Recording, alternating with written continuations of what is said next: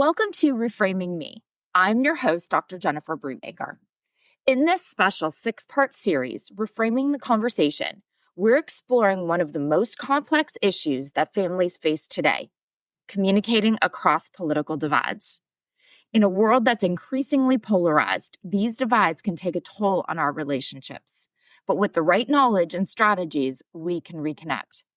In this series, we'll explore the psychology of political polarization, we'll address how we have gotten to this point, and we'll find strategies for how we can have healthier conversations. Together, we'll reframe the way that we approach these challenging discussions and complicated relationships, focusing on empathy, active listening, and finding common ground. So get ready to shift your perspective and reframe the way that you handle family and political discourse.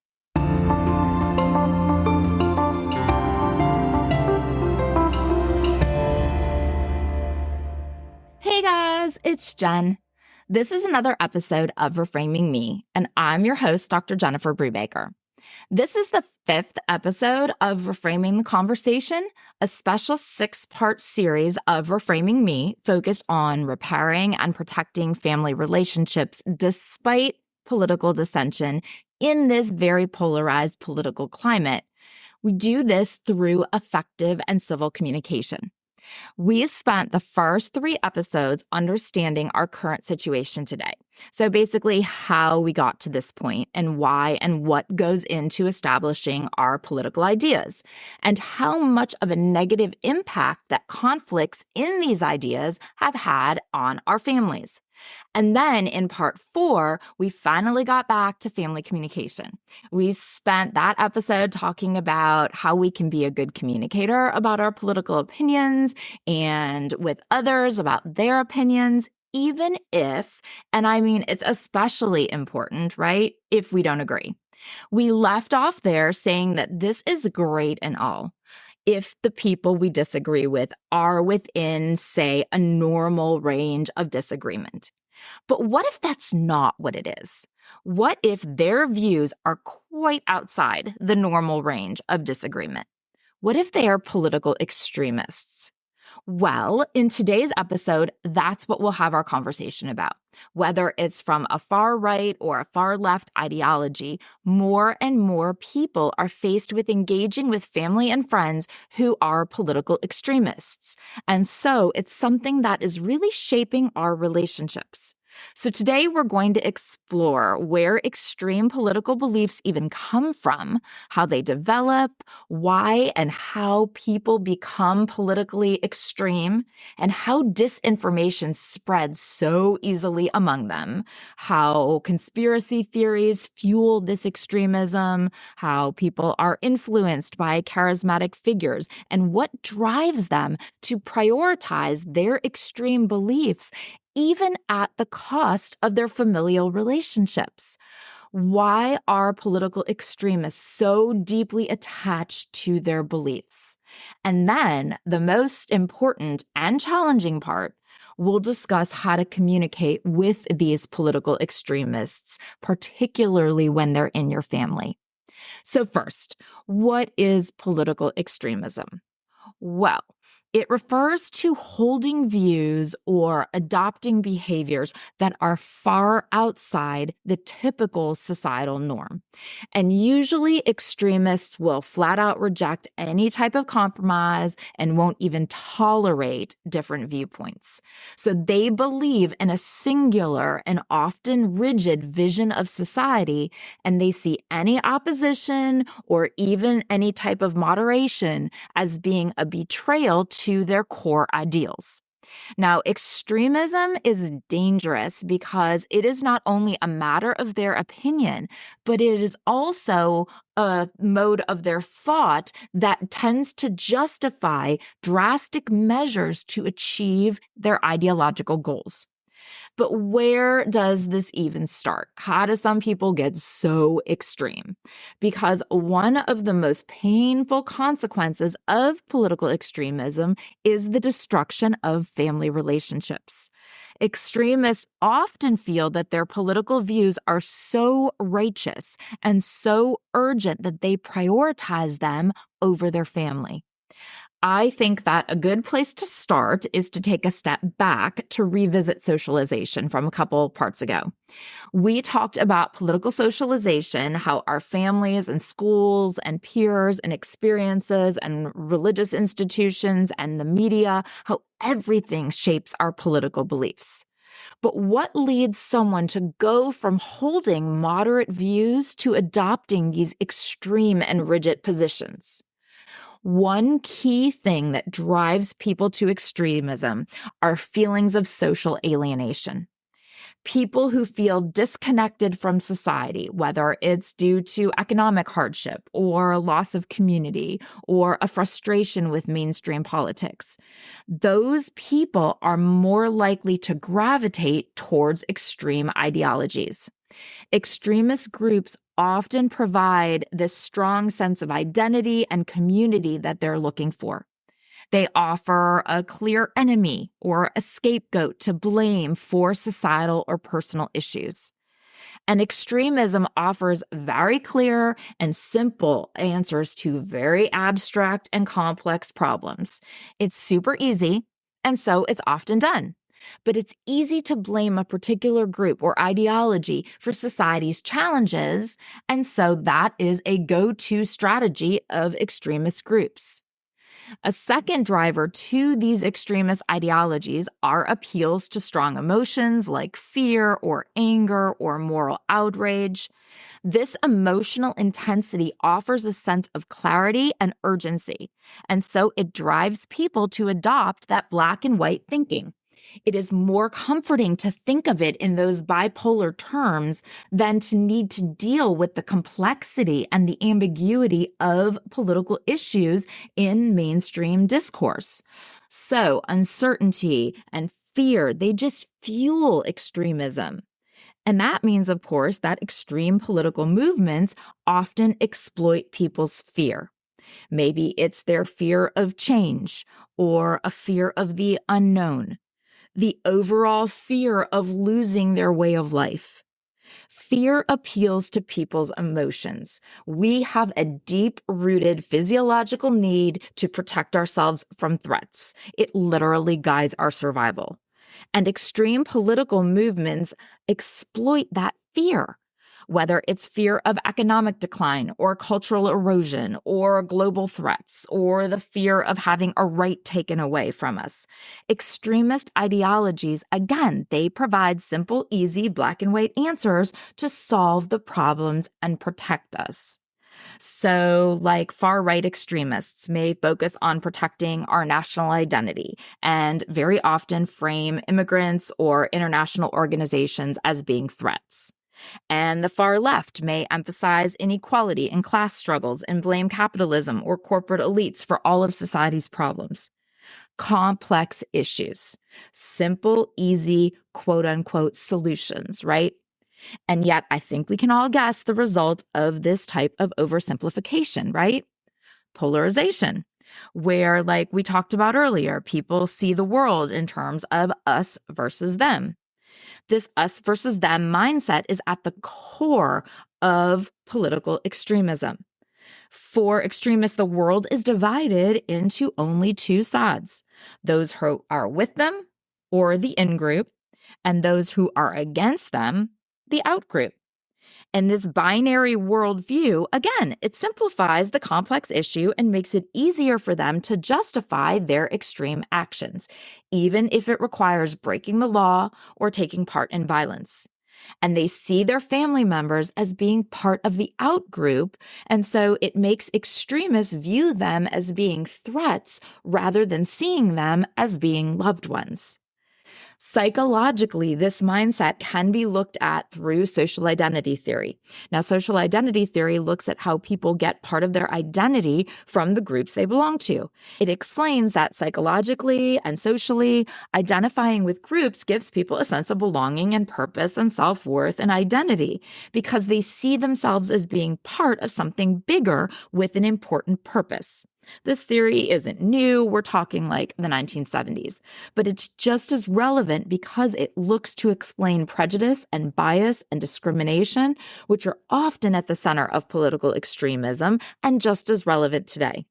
When someone's political identity becomes their primary identity, they see those outside of their group as being enemies, and that only furthers the divide.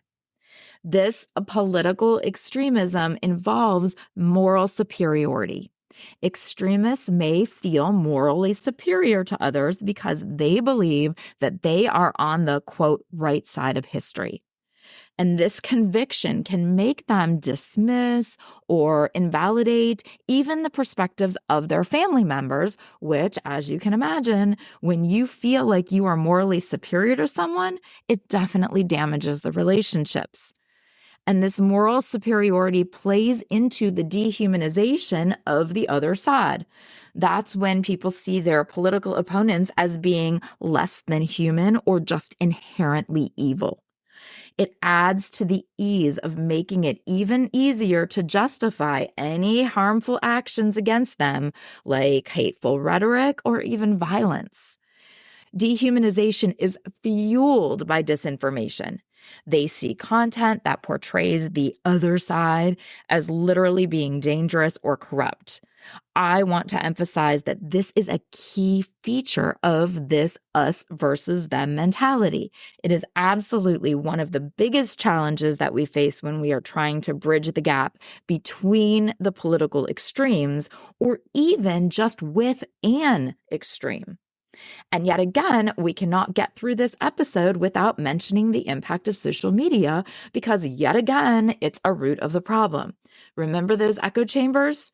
Social media has dramatically amplified extremism by allowing us, but it's not really just allowing, right? Social media and its algorithms are designed specifically to create the echo chambers where people are exposed only to opinions and content that reinforces their pre-existing beliefs.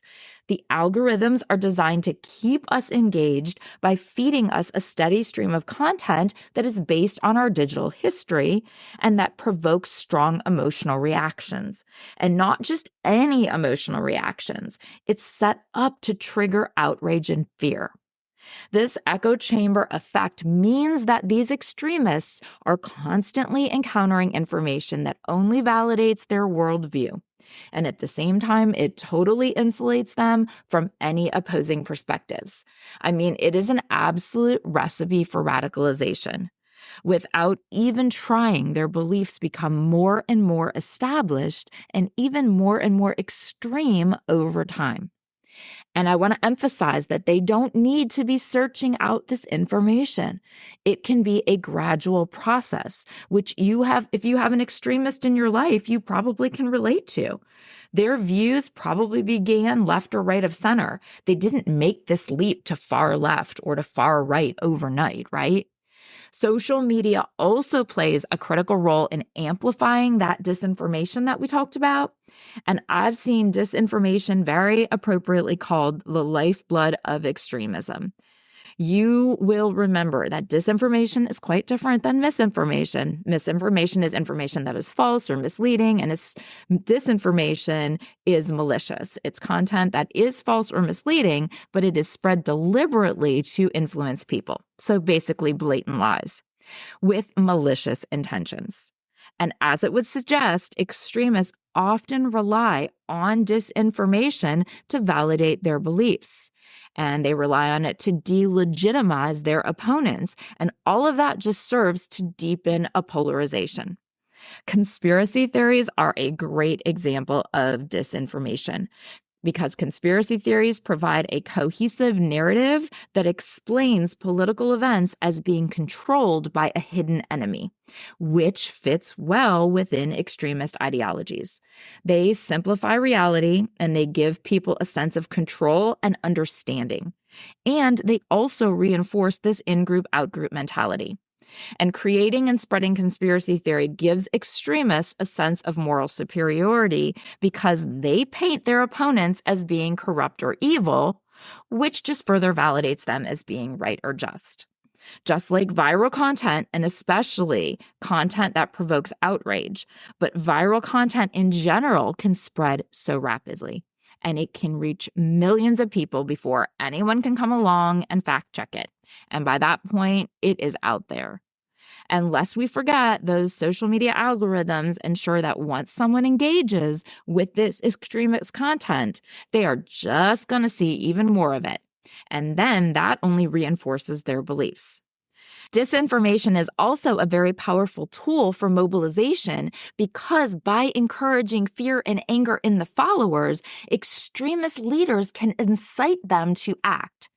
If an extremist leader can make people feel fear, like they are at risk of having been hurt or having something taken away from them unjustly, it doesn't need to even be remotely true. These leaders can mobilize people to do and justify radical or violent actions as being necessary to protect their cause.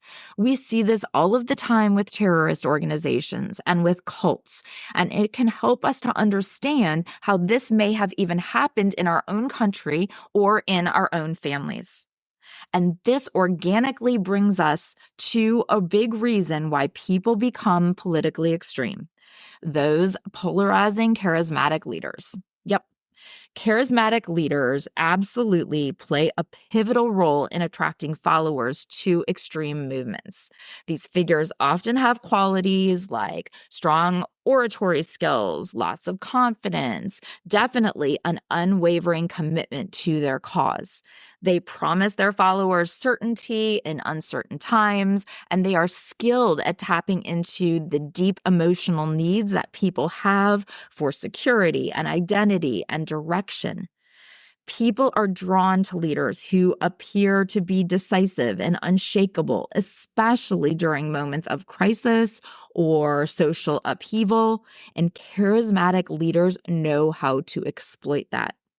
And when extremist followers see others like themselves supporting the same cause or leader, it's called social proof, and it creates a social validation loop where people feel more confident in their extreme beliefs as they see more and more people around them subscribing to the same ideology. And so a sense of being part of a larger movement reduces and alleviates any personal doubts that they may have. And that echo chamber that they're living in online does nothing but give them this social proof that they need. Charismatic figures often project an aura of authority, and they present themselves in a manner that commands respect and allegiance. Persuasion research addresses source credibility, and that research says that people tend to follow others who they perceive as having some degree of expertise or are of a higher social status.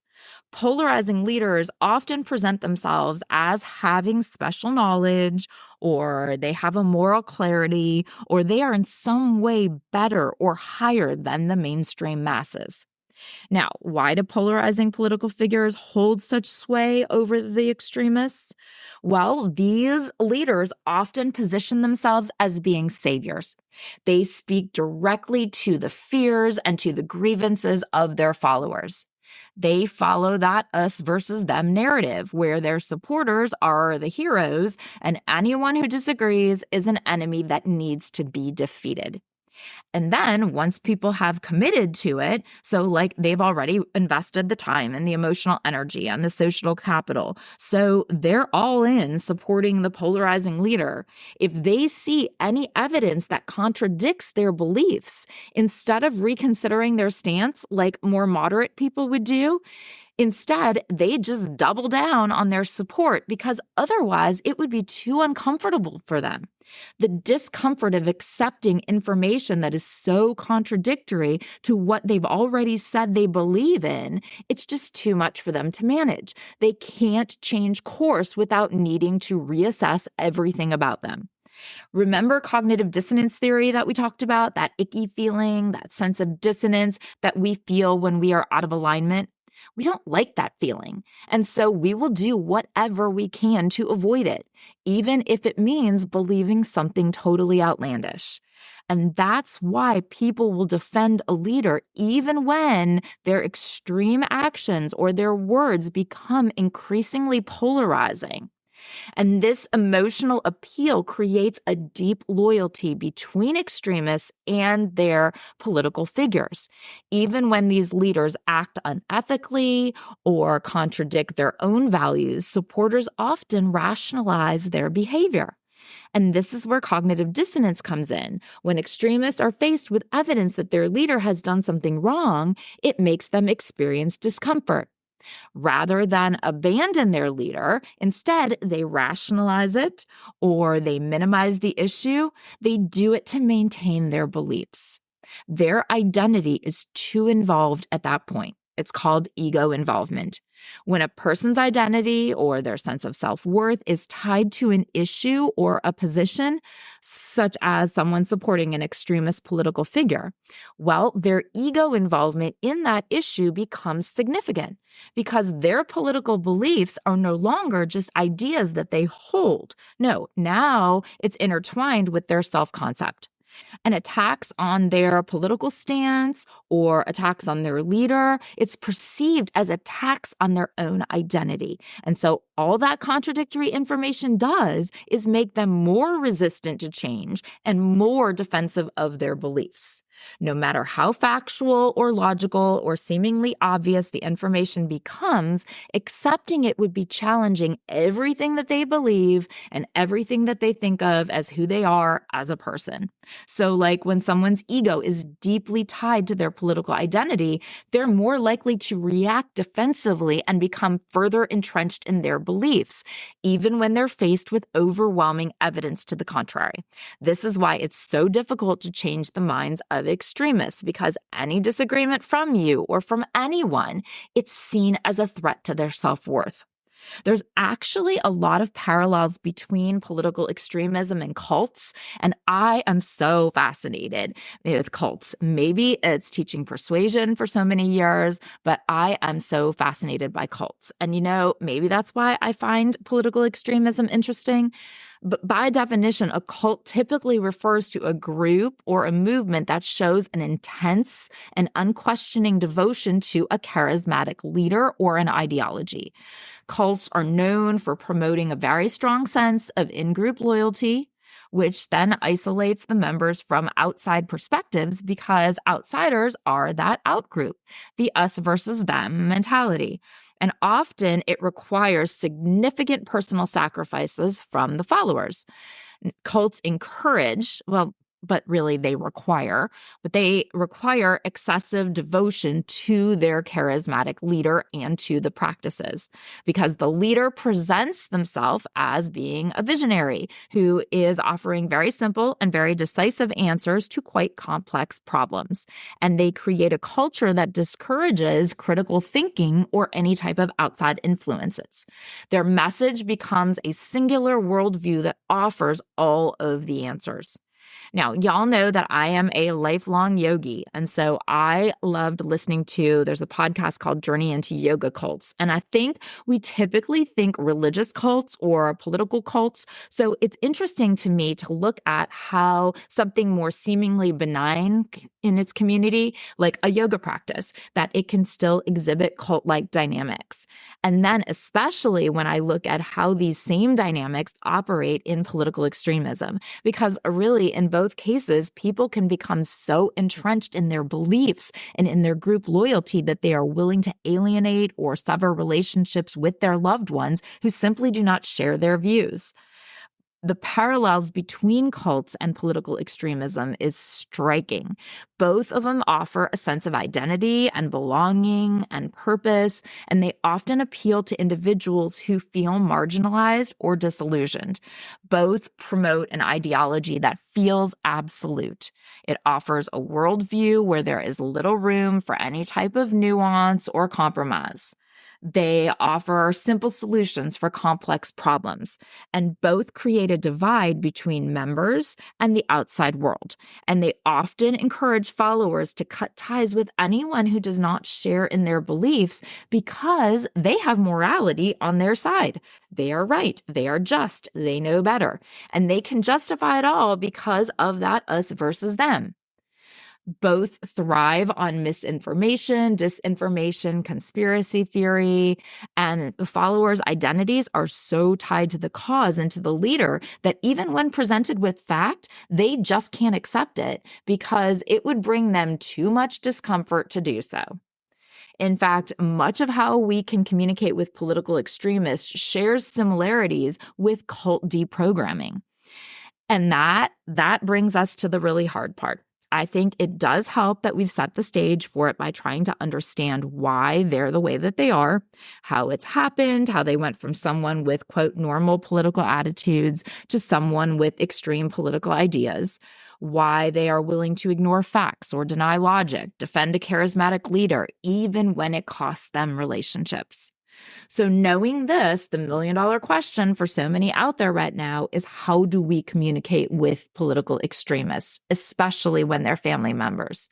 This is one of the toughest challenges that we face because political extremism often leads to emotional and defensive and heated conversations.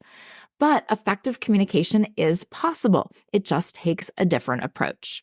So let's go over 8 tips for communicating with your political extremist family members. But also keep in mind as you do this, chances are they don't think they're extremists. They simply see themselves as being right or moral or just. Extremist is a label that most extremists will recognize as being negative. They don't see anything wrong or extreme about their views. And that social proof and the echo chamber that they're living in is going to lead them to believe that they're feeling just like those around them. And they're maybe even seeing you as being the extremist. I know, it's kind of crazy, right? Are y'all questioning yourselves right now? Are you like, oh my God, do I have political extremist blindness? Maybe it's me. And who knows? Maybe it is you. And if you suspect it may be, I suggest you revisit our episode on media literacy. Okay, so numbers 1 and 2 on the list, the most important tools for communicating with extremists are really the same as what we talked about in the last episode: active listening and empathy. Even if you completely disagree with someone's political beliefs, if you can listen without interrupting or jumping in to argue, it can make a huge difference. It shows them a degree of respect and it signals that you're willing to understand their perspective. And then if you can pair active listening with empathy, try to understand the emotions that are driving their beliefs. Remember how we said that there are 2 levels to these conversations and issues? The top level that you're seeing and hearing with them, which is often the extreme position, the one that they've latched onto, possibly because it's the easy, simple conclusion to draw. It's the conversation that's coming from the media, their social media. It's the disinformation that they're being fed, which is being turned into misinformation then as they spread it. But underneath that is the other level, and that other level is the real issue. It's the one that is pushing them towards that extreme position. Extremists are often motivated by fear or anger or outrage, but it takes active listening and empathy to see what's driving them. And by acknowledging these fears without endorsing the beliefs themselves, you can diffuse some of the tension and create space for more productive dialogue. And number 3, avoid direct confrontation because directly attacking their beliefs or attacking their leader is only just going to likely backfire because of the cognitive dissonance that they'll be avoiding and the ego involvement that they feel. Instead, try to ask them some open-ended questions that really encourage them to reflect on their beliefs. So things like, can you help me understand how you came to that conclusion? Or, now what about the situation makes you think that? Number 4, whenever it's possible, try to focus on common ground. Chances are, especially with your family, chances are there is something. Even if you disagree on specific political issues, you likely share some values. Maybe it's caring for your family or supporting your community or wanting a better future. So instead of focusing on how you differ, if you highlight the shared goals, you can shift the conversation from a battle of those political ideologies to a much more collaborative discussion. Number 5, provide information to them gradually. So rather than overwhelming them with evidence that is contradictory to what they believe, just provide small bits of verified information from reputable sources. I often use this approach with my teens, well, especially with my daughter. Like, frame the new information as something you are both exploring rather than an attempt to prove them wrong. Like, what do you know about this? Or, I saw this and I thought it was interesting. I wonder about the background or the validity, or ask a question about the content. Have you seen anything about whatever came through on your socials? Because it's all over mine and I'm hoping to learn something more about it. Make it a learning experience for you both rather than that you are trying to show them how right you are and therefore, of course, how wrong they are. Number 6, be willing to learn and evolve. Don't assume that you are right or that your way is the way. The last one, giving them bite-sized pieces and approaching it together, well, that totally works best if you are actually authentic about it. Sometimes we don't know everything. Shocking, right? I mean, I feel like I know what's up, and everything would be much better in this world if everyone just listened to me. But maybe I could learn a thing or two, but definitely not 3. I'm joking, obviously, but no matter how much we know, how many facts we have, the reality is the world is not black and white. And something like politics has a lot of gray in it. Just because this is my opinion, it doesn't make it right. We can always learn. And just like we said from part 2 or 3, political socialization is a lifelong process. So don't be so sure that you've reached your political maturation. It's always good to learn. So number 7, respect their autonomy. People are much more likely to shift their views if they feel agency over the decision. So respect their right to hold their beliefs while gently offering perspectives that may lead them to reconsider. Be patient because progress with political extremists can be slow. They may need time to process new information, especially if it challenges their deeply held beliefs. Be patient and give them space to come to their own conclusions. Number 8, it's okay and it's even important to set some boundaries. Not every conversation is worth having, especially if it's clear that it's only going to lead to more conflict. If a discussion becomes too heated, it's okay to step away. You might say, I care about our relationship and I don't want this conversation to damage it. Let's take a break. It creates a safe space. Remember, I said at the beginning that you need to prioritize your relationship over persuasion? Well, let them know that your relationship is more important to you than your political differences. And reinforce the idea that family connections are so important to you, even if you don't agree politically. The goal isn't to change someone's mind in one conversation, but it's to create a space where dialogue is possible and relationships can be preserved. But wait, Jen, what if it's already too late? What if the damage has been done? Well, you are in luck because I don't like to subscribe to an it's too late mentality. I don't believe you're ever too old to wear clothes that you like, and I definitely don't believe it's ever too late to repair a relationship that you care about. So come back for part 6 of 6. So like the last piece of the puzzle. In part 6, we'll talk about repairing family relationships that have been damaged by political differences. Thank you so much for listening today. And always, if you've enjoyed the show, please share it with your friends. That's how we will grow our community. Find me on socials. It's Reframing the Conversation everywhere. And you can always find me at Reframing Me everywhere as well. Check out the website, reframingtheconversation.com. And until next time, be well and communicate.